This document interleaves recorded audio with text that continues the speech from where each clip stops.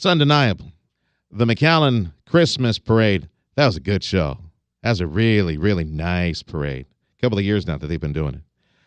The entertainment, Mr. Iglesias with the whole sex theme and all that stuff, well, I don't know about that, but the parade was nice for the kids, right? Problem is that McAllen lost almost $750,000. That's quite a Christmas gift for the community. Joining us on 710 KURV, Commissioner John Ingraham from McAllen. John, thanks for giving us a few minutes this morning. I suspect McAllen is plowing forward and will be doing the parade this December again, right? That's the idea?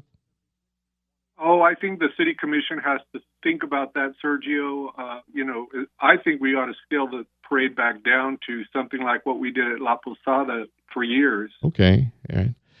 The folks that brought the big Angry Bird balloons and the, I don't know what they brought, Kermit the Frog or whatever it is that they brought with them, that company, was that really, really expensive to contract with? Because I think the biggest expense that the city swallowed was the Iglesias concert that no one really cared for. Yeah, the biggest expense was that concert. There we lost about $583,000. Jeez. The parade itself, they were projecting that we would, maybe it would only cost $50,000, but that ended up costing $188,000 more or less. Well, even that, if you look at it, Commissioner, if the marketing department or if they contract with an ad agency that can do their homework and hit the streets and find the sponsors, even that is attainable. It's something that's even $250,000 would be attainable, reachable, that is, as far as finding sponsorships, don't you think? Sure. I mean, I think so. And the city, I agree with that. Maybe even make it a money-making venture, something that would truly generate revenue for the city. Is that even possible? Well, I think the city, increased, doubled pretty much the sponsorships from the year before. The only problem with that is it worries me, when the city's out there raising all that sponsorship money, there's only so much money out there, to help nonprofit agencies. And if we're out there sucking up all the money, how is that going to affect, for example, the museum, symphony, Boys and Girls Club, who rely on those sponsors? And will they be coming to the city if they can't get sponsorships because we're getting all the money and ask us for more money? Yeah. How much sponsorship money was raised, Commissioner? Ballpark figure. Ballpark, it was about $640,000. Oh, man, I believe. Yeah. That's still a lot of money. That's three times what I had, more than twice what I had in mind that you guys could raise and help pay for this parade. Wow, that it almost pays for itself if you don't bring back some expensive group. We got state champ mariachi kids here in South Texas. I bet they could put on an awesome Christmas show for the families at the stadium, and even charge at the stadium a couple of bucks, $2-3, put 10,000 butts in the seats. That's a lot of money for the city, don't you think? Oh, I agree. I think that's something we need to consider, just going with local groups. But like I say, that's, there's a lot of expenses when you put on a big parade like that. Police protection, overtime of city workers, and I just think we really need to consider going back to something smaller like La Posada. When you have a 750 loss like that on the parade we had this year, that would buy a lot of drainage and street improvements in McAllen. And, we really need to look at saving money next year. Commissioner John Ingraham, City of McAllen, joining us on 710 KURV. Commissioner Tim Sullivan here. Specifically, how much were taxpayers out? How much did taxpayers lose as a result of the Christmas parade and event? Well, with the parade, we lost $188,000. With the concert, we lost about $583,000. And with the Christmas in the park, that's where they sell the tamales and all that. They actually had a profit of $5,500. Oh. Well, I wonder. The total loss was $765,000. I wonder, did the city make up any of that money that it lost in terms of, there was a huge crowd there in terms of hotel, restaurant revenue, or even some of the intangibles, all of the great publicity the city received?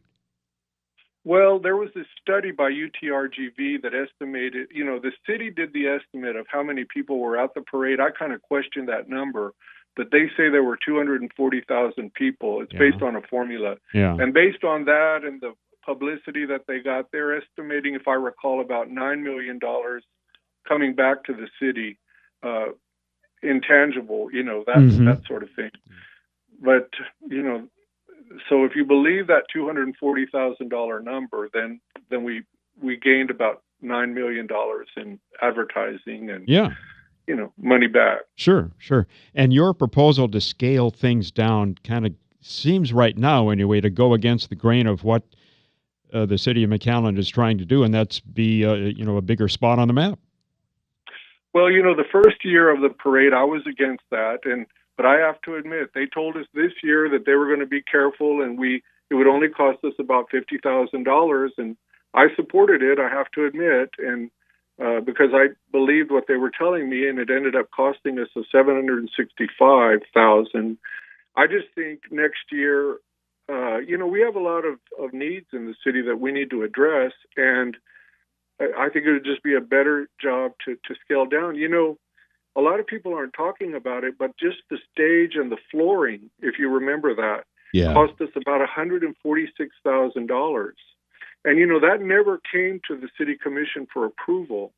That was city staff, ordering and getting all that set up. And I just wonder if we didn't make a mistake by not putting those sorts of things out to bid. And so one of the problems with a big parade like this, everyone gets busy and they're trying to meet deadlines, and they start purchasing things, and it gets out of control. That's what I think happened here. Yeah, that's why I think we should scale down. Yeah, sir. That old adage, better to say I'm sorry than to ask for permission. It came to bite us back pretty hard in the butt. So what's next, Commissioner?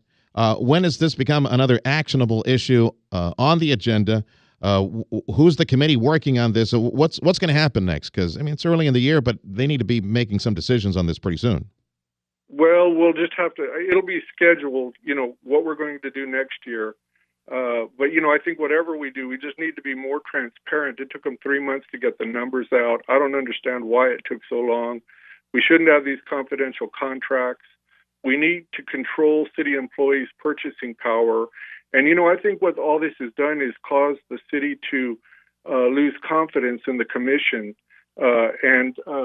Only last meeting, they took the audit ordinance and they made it very much weaker, where really the auditor is that's another big topic right there from McAllen. It's not looking good right now. Yeah. Right. And so we need to look at all these things before we decide if we're going to have a big parade next year. Yeah, flesh that one out for me real quick, because I know folks are working for a living. They're not paying attention to what's going on at City Hall. Explain to me the difference in the internal auditing. What was the change in policy? Well, typically you want your internal auditor to be free from pressure by politicians and city bureaucrats. Mm-hmm. Okay, because they need to investigate commissioners and they need to investigate the city staff and city departments.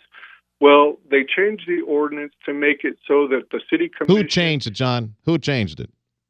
There's an audit committee, and on that committee is Trey Pebley, and he's one of the commissioners, Mayor Jim Darling, and also one of the PUB board members, Charles Amos. They made a recommendation to change that ordinance, and basically they can control what the auditor looks at. The auditor can't look at all the paperwork. Why have an auditor? Why have an auditor?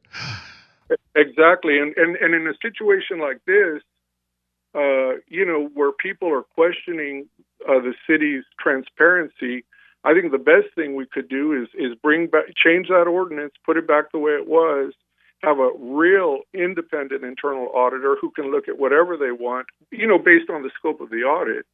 And I think that would do a lot to let people know that someone's looking over your shoulder, and you can't just do anything you want because the auditor can catch it.